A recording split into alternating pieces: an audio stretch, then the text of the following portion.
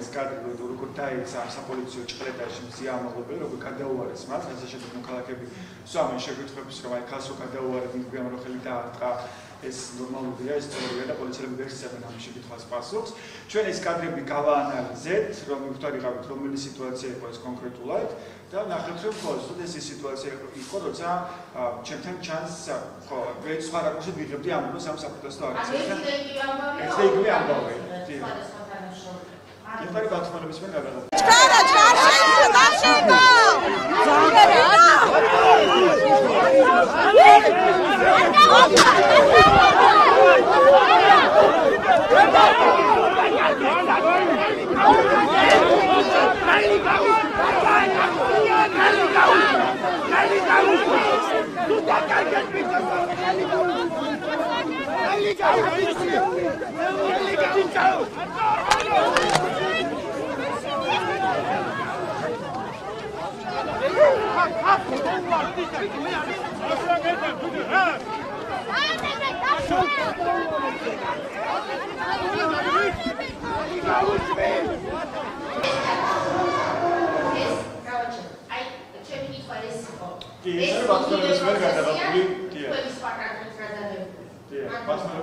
კადრია ასევე ისეთ არის იგივე კადრია ასევე ასახული ჩემს ლაივში.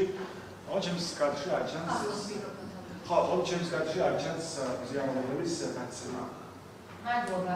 ეხლა მერვე ვიდეო შეიძლება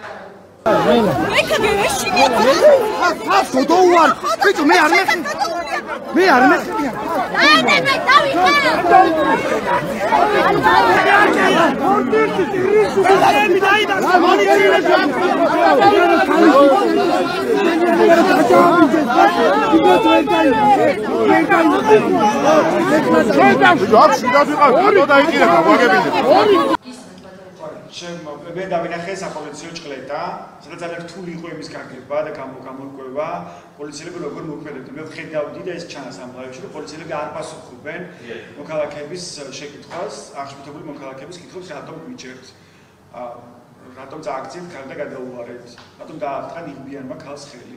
მე ეს შეკითხვები მესმოდა. მე მას ვარკვევ, საერთოდ ეს იყო ჭყლეტა, რომელიც მოაწყო პოლიციამ. საპოლიციო ჭყლეტა ახსენეთ ეს აი რას ნიშნავს ეს და საიდან მოდივიდნენ თავში და მსგავსი ტერმინის გამოყენება. თავში ასეთ კიდე პირდაპირ ეს არის, იმიტომ რომ როცა არის სული ისენებია თარგმნის კითხვის შემდგომ და აკურებდნენ თქვენ ტერმინოლოგია და არა მე მარნიც ვახსენე საპოლიციო თუ კარგად მისმენდით მე მარნიც ვახსენე საპოლიციო ჭყლეტა. საპოლიციო ჭყლეტა არის ჩემთვის ის მომენტი, როცა სრულად 7 ვითარებაში პოლიციელების დიდი შემადგენლობა გამოდის ვიღაცას აკავებს სრულად გაუგებრად და არანაირი პასუხი მთელი დროის განმავლობაში, გადის რამდენიმე წუთი, არც ერთ პოლიციას, მათ შორის პოლიციის ხელმძღვანელ პირებს არ აქვთ ვინ დააკავეს, რატომ დააკავეს, მათ შორის რატომ ძალადობენ ქალზე, რატომ დაარტყა ნიღბიანმა ქალზე, რატომ წააქციეს ქალი. ეს არის საპოლიციო ჭყლეტა. სტიკერის დაკვრის გამო მზიარო დაიჭერს და მაგის შემდეგ გამოუშვეს, იყო ძალიან მშვიდი სიტუაცია. უცებ ატყდა ჩოჩქოლი, გამოვარდა პოლიციელები და დააკავეს ჯერ ერთი გაბაიძე, მეორე მოხდა ძალიან დიდი ჭყლეტა. ამ ჭყლეტაში მოვყევით ყველა ფიზიკურად პოლიციელები მიათრევდა ყველას, ვინც ახლოს იყო.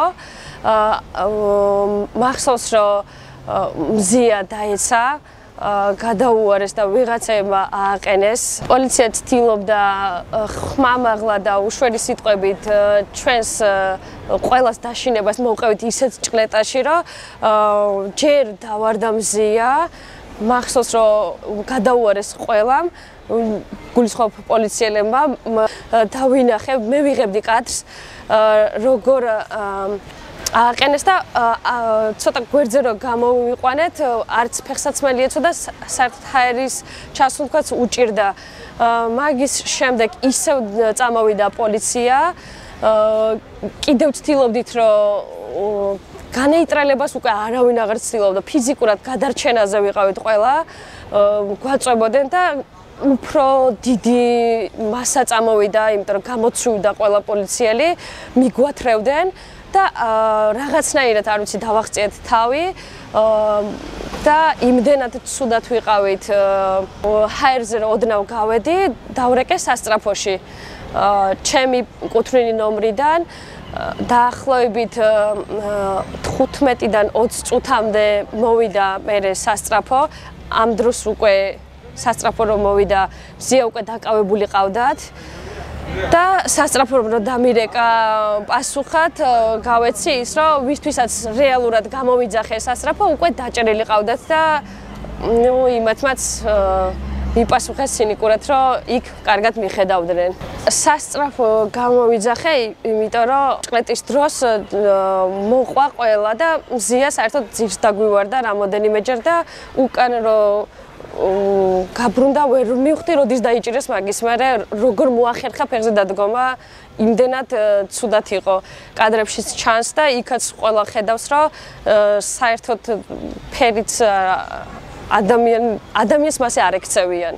როგორც პოლიციელებმა მოექცენ იმ დღეს, ადამიანებს მასე არ ექცევიან. მით უმეტეს ყველა უდანაშაულო იყო. ამ ყველაფრის მოყოლა მინდოდა სასამართლოზე მოწმის სახით, მაგრამ სასამართლომ მოწმეთა სიიდან ამომრიცხა